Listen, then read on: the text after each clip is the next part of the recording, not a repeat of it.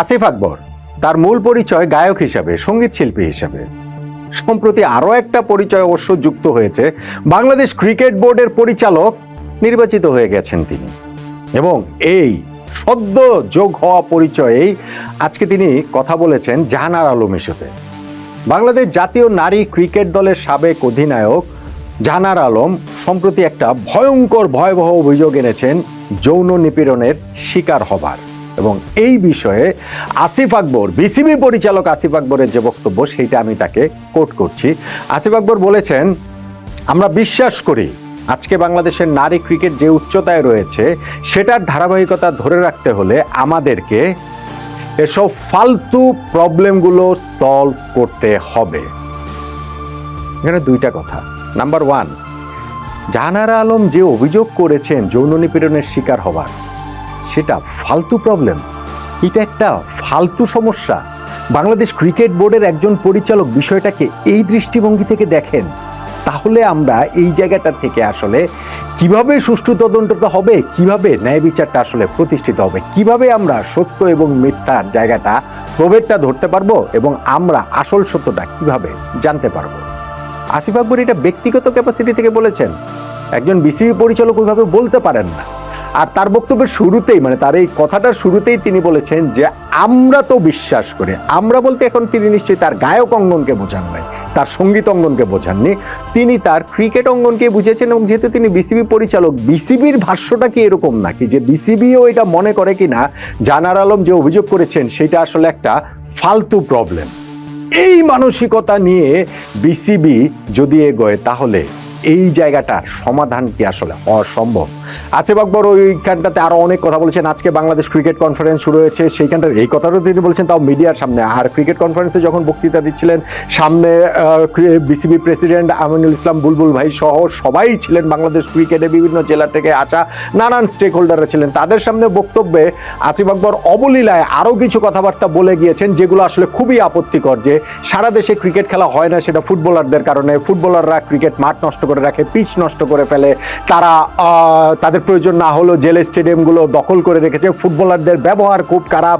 So তার তো আর মানে ক্রিকেটের মতো না, ক্রিকেট একটা অভিজাতদের খেলা। আর ফুটবলাররা ওই যে থ্রোইন নিয়ে থেকে যে কথা কাটাকাটি হয় সেইখান থেকেই তারা মিথ্যা কথা বলেন, যা তা কথা বলেছেন। এবং তিনি বলেছেন যে ক্রিকেটের লোকরা তো আসলে ভদ্র, আমি আবার তো ভদ্র না, কারণ এখানটাতে হচ্ছে কি যদি মারামারি করতে হয় তাহলে মারামারি করবে। এইগুলো কোনো রেসপন্সিবল মানুষের কথাও হতে পারে?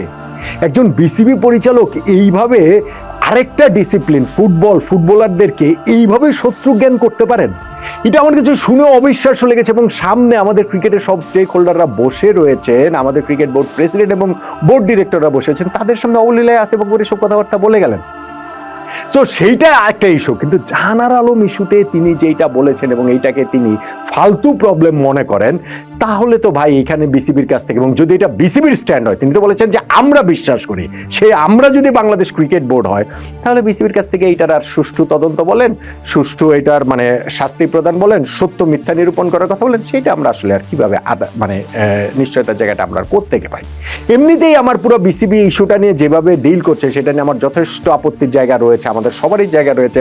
হ্যাঁ, বুলবুল ভাই আজকে বলেছেন যে এই জায়গাটাতে জিরো টলারেন্স আমরা দেখাচ্ছি, এইখানটাতে তদন্ত যথাযথভাবে করা হবে, প্রক্রিয়ার কথা তিনি বলেছেন, সেগুলো সবই ঠিক আছে, শুনতে সেগুলো ভালো লাগে। কিন্তু আদৌ তো কি বিসিবি আসলে এই জিনিসটাকে কতটা গুরুত্বের সঙ্গে নিয়েছে? আমাকে একটু বলেন তো দেখি। বাংলাদেশ ক্রিকেট বোর্ডের ওমেন্স উইং এর চেয়ারম্যান আব্দুর রাজ্জাক রাজ, রাইট? বাংলাদেশ ওমেন্স উইং এ এই মুহূর্তে যেই প্রবলেমটা এসেছে সেটা বাংলাদেশ ক্রিকেটের একটা বিরাট বড় সমস্যা হিসেবে সামনে চলে আসেনি? রাজ তাহলে বাংলাদেশের ছেলেদের টিমের টিম ডিরেক্টর হিসাবে এখন সিলেটের দলের সঙ্গে আয়ারল্যান্ড বিপক্ষে টেস্ট সিরিজে আছেন কি কারণে? প্যারেনাস আমি ধরে নিলাম না, এটা তো সত্যি কথা যে যখন তাকে এই আয়ারল্যান্ড সিরিজের টিম ডিরেক্টর করা হয়েছিল তখন তো জাহানারা আলমের এই ইস্যুটা সামনে আসেনি। কিন্তু যখন এই ইস্যুটা সামনে চলে এসেছে তখন সেইটাতেই মূল ফোকাস ওমেন্স উইং এর চেয়ারম্যানের থাকবে না? আব্দুর রাজ্জাক রাজ তখন এই মেন্স টিমের টিম ডিরেক্টরের পদের ওই জায়গাটা থেকে, এই জায়গাটা থেকে বেশি ফোকাস করবেন না? ঢাকায় এসে পুরো ঘটনা প্রবাহের সঙ্গে থেকে, মধ্যে থেকে, ভেতরে থেকে তিনি এইটার সলিউশন করার চেষ্টাটা করবেন না? ছেলেদের টিমের টিম ডিরেক্টর হিসেবে তার দায়িত্বটা এখন কি এত বড়? বাংলাদেশ ক্রিকেটে ওই টিম ডিরেক্টর পদটা আসলে কি পদ, কত বড় পদ, কিসের পদ?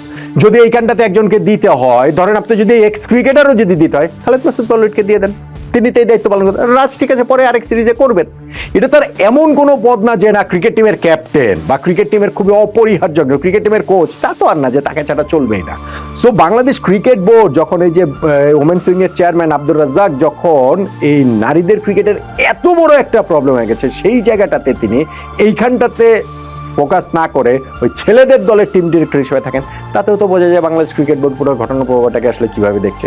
এবং ঘটনাটা কিন্তু ডালপালা মেরে অনেক বড় হয়ে যাচ্ছে, অনেক দূর চলে যাচ্ছে। আজকে আমি দেখেছি যে আমাদের আরো একজন former national cricketer Reshma Akter Aduri, তিনি যে অভিযোগ করেছেন সেই অভিযোগের মধ্যে কিন্তু গত মোটামুটি 18-20 বছরের এই ওমেন্স উইং পরিচালনার সঙ্গে যারা জড়িত ছিলেন তাদের মধ্যে 80%-এর বেশি লোকের কথা তিনি বলে ফেলেছেন, এবং মেয়েদের মধ্যে 99% মেয়ে হচ্ছে গিয়ে এরকম হেনস্থার শিকার হয়েছেন সেই কথাটা তিনি বলেছেন।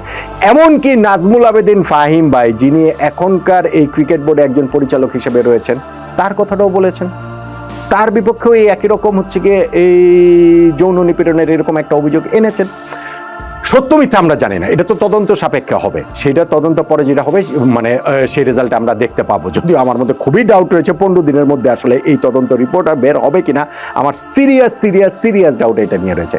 কিন্তু তদন্তটা সুষ্ঠু করার স্বার্থে কি যাদের বিপক্ষে অভিযোগ রয়েছে তাদেরকে এখন ক্রিকেট বোর্ড থেকে সরিয়ে রাখা উচিত না, ওএসডি করে রাখা উচিত না? ক্রিকেট বোর্ডের 4 জন হচ্ছে গিয়ে ওই যে ফিজিও কর্মকর্তা নারী উইংসের সঙ্গে যাদের বিপক্ষে অভিযোগ এসেছে তাদেরকে ওএসডি করা হয়েছে, এরকম একটা খবর এসেছিল, কিন্তু সেইটাও আবার ক্রিকেট বোর্ড থেকে অস্বীকার করেছে যে না এরকম কোনো কিছু না। এখন আমাকে বলেন যে ফাহিম ভাইয়ের বিপক্ষে অভিযোগের তদন্ত কিভাবে সুষ্ঠুভাবে হতে পারে যেইখানে ফাহিম ভাই নিজে বাংলাদেশ ক্রিকেট বোর্ডের একজন পরিচালক? আমাকে বলে নিজামুদ্দিন চৌধুরী সুজন ক্রিকেট বোর্ডের সিইও, তার বিপক্ষে অভিযোগ যে তাকে আরো 3-4 বছর আগে লিখিত অভিযোগনামা দিয়েছিলেন যে জাহানারা আলম, সেই অভিযোগের ব্যাপারে আর পরবর্তীতে কোনো কিছু হয়নি। এখন সেই সুজন ভাইয়ের বিপক্ষে কিভাবে হচ্ছে গিয়ে এটা সুষ্ঠু তদন্ত হতে পারে? সেই সুষ্ঠু তদন্তের স্বার্থে কি তাদেরকে আসলে এই জায়গাটা থেকে সরিয়ে রেখেই কি এগোনোটা আসলে উচিত? না, অবশ্যই উচিত। কিন্তু সেই কাজটা কি আমরা আসলে করতে পারছি? আমাদের ক্রিকেট বোর্ড করতে পারছে? অবশ্যই আমাদের ক্রিকেট বোর্ড করছে না। এবং সেইখানটাতেই সত্যি যে তাদের সদিচ্ছা কতটা রয়েছে, আসলে গিয়ে কিন্তু এই জাহানারা আলম যে অভিযোগটা করেছেন এবং তারপরে যে প্যান্ডোরার বাক্সটা ওপেন হয়েছে সেইটার প্রেক্ষাপটে কতটা কি হবে তা নিয়ে আসলে ঘোরতর সংশয়ের জায়গা, ঘোরতর সন্দেহের জায়গা থেকেই যাচ্ছে। আর ক্রিকেট বোর্ডের একজন পরিচালক আসিফ আকবর যখন বলেন যে এটা ফালতু সমস্যা, তখন মানে ক্রিকেট বোর্ডের সামগ্রিক দৃষ্টিভঙ্গিটাই যেন আসলে এই ইস্যুটার প্রতি ফুটে ওঠে।